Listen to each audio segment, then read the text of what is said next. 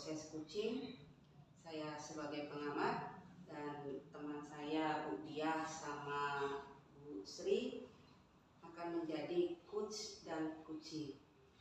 Sebelum kita mulai coaching tersebut, kita perlu mengetahui coaching itu merupakan proses kolaborasi yang bertujuan memberikan solusi, di mana coach memfasilitasi peningkatan atas performa kerja, pengalaman hidup, dan pertumbuhan coaching, di mana 3 kegiatan inti, kompeten inti seorang coach adalah present, mendengar aktif, dan mengajukan pertanyaan yang berbobot. Baiklah ibu-ibu CGP hebat, saya persilakan untuk melakukan proses coaching dengan alur kita. Halo Bu Dia, ada apa nih? Ada yang saya bantu? Mohon maaf Bu Dia, saya baru bisa datang hari ini. Gimana kabarnya? Kabar saya baik-baik Bu. Boleh kasih minta waktunya Bu ya? Ya Bu Dia. Saya ingin menceritakan apa yang saya rasakan akhir ini. Iya ya Bu Dia, apa yang mau Ibu ceritakan? Balik dulu, santai dulu ya. Biar santai dulu, enak dulunya. Begini Bu ya, kalau saya boleh ceritakan nih, akhir-akhir ini menurut saya kurang antusias dalam menerima pelajaran yang saya berikan. Selain itu jumlah guru-guru saya yang mengerjakan tugas itu hanya 50% setiap kelasnya. Oh, jadi begitu ya Bu. Ibu merasa bahwa menurut Ibu tidak antusias dan pembelajaran dan jarang mengerjakan tugas. Iya betul Bu. Baik, jadi menurut Bu Dia, apa yang Bu Dia harapkan dari obrolan santai kita hari ini? Ya, saya tentunya ya mengharapkan solusi sih dari permasalahan yang saya hadapi. Ya, tentang antusiasme murid-murid saya Bu. Ya, setidaknya saya dapat solusi lah dari permasalahan yang saya hadapi ini. Oke Bu Dia, tapi sebelumnya saya mau tahu nih, untuk saat ini pencapaian Ibu untuk bisa menjadikan pembelajaran itu yang pembelajaran menyenangkan pada skala berapa? Kalau bisa saya contohkan ada skala 1 sampai 10. Kalau saya pikir ya Bu ya, saya ini berada di skala 6. Cuma saya sih ya yang namanya ingin bagus gitu Bu, saya ingin di skala 9 lah maksimalnya.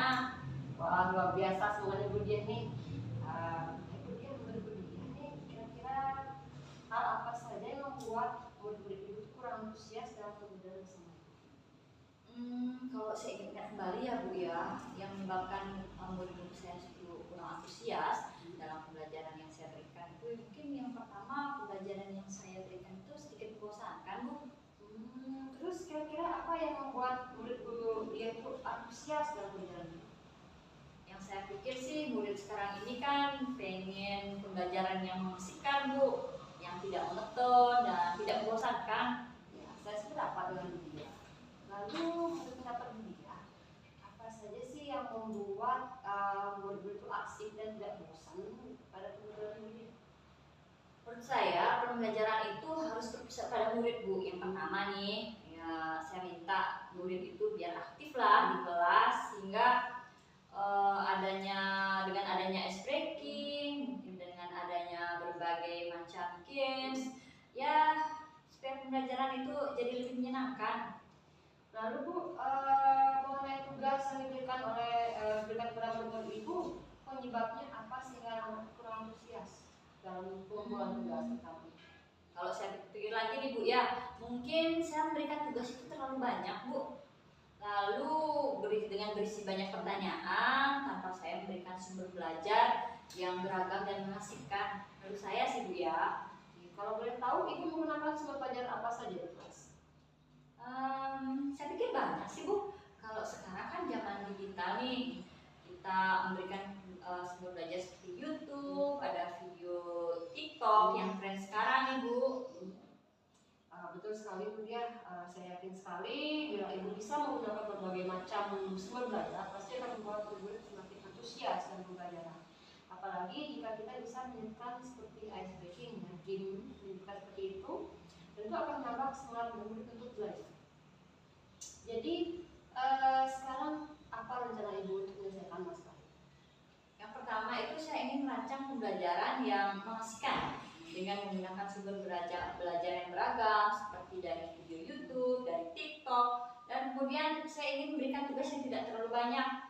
Atau tugas yang ingin saya berikan itu sesuai dengan bakat dan minat dari murid saya. Jadi istilahnya saya ingin melaksanakan pembelajaran yang berdiferensiasi Bu, yang sekarang ini lagi booming nih. Sehingga murid-murid saya itu merasa nggak kepaksa gitu loh untuk melaksanakan pembelajaran. Jadi mereka itu belajar dengan senang gitu. Ide yang bagus, luar biasa Bu Dia. Semoga nanti rencana Ibu berjalan dengan lancar ya Bu Dia ya. Terus saya ingin tahu juga apa komitmen Ibu terhadap rencana. Kalau komitmen saya nih Bu, ya selalu membuat rencana pembelajaran yang mengasihkan, terus menggunakan sumber belajar yang ya untuk mereka eksplorasi materi sehingga murid-murid saya dapat menjalankan merdeka belajar Bu.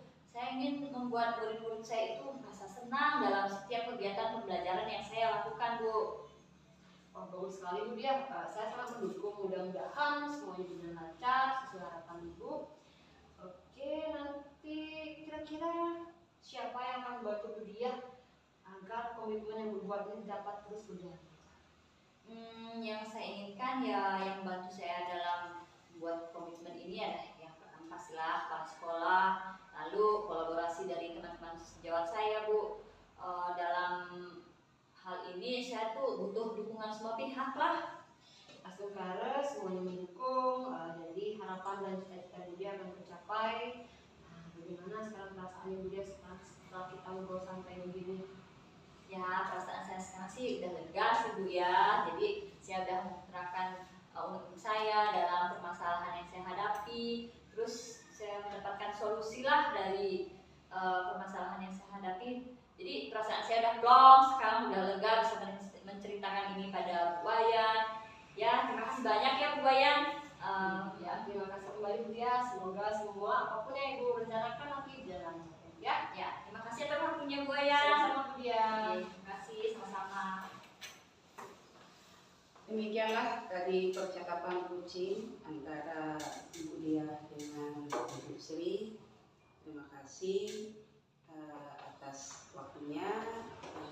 Untuk hasilnya saya ingin bertanya, bagaimana perasaan Ibu setelah dipuji sama Bu Sri? Perasaan saya lega sekali karena saya sudah bisa menceritakan apa permasalahan saya dan Ibu Sri juga memberikan solusi atas permasalahan saya. Jadi saya merasa ya udah plong gitulah Bu dalam hati saya nih terutama. Baiklah, dari hasil tadi ada sesuai dengan langkah-langkah dalam model Tirta. Yang pertama itu tujuan, di mana menurut saya sebagai pengamat tujuan yang disampaikan oleh kucing sangat jelas, yaitu ingin mencari solusi di dalam permasalahan yang dihadapi tentang penurunan antusiasme murid di dalam proses pembelajaran. Yang kedua, dari segi identifikasi, coach memberikan pertanyaan yang dapat membuat kucing menyadari bahwa pembelajaran yang dilakukan harus menyajikan banyak sumber belajar dan tugas harus sesuai dengan minat bakat siswa. Yang ketiga, rencana aksi. Coach memberikan pertanyaan yang dapat membuat kucing merencanakan hal-hal dalam menyelesaikan permasalahan, baik tentang antusiasme murid di dalam proses pembelajaran. Yang keempat, tanggung jawab. Coach menanyakan tentang komitmen terhadap rencana yang akan diambil oleh kucing, dan ternyata rencana tersebut membuat kucing menjadi yakin akan keputusan dalam solusi yang diambil. Demikian yang dapat saya sampaikan dalam hal kucing hari ini. Terima kasih dan selamat siang.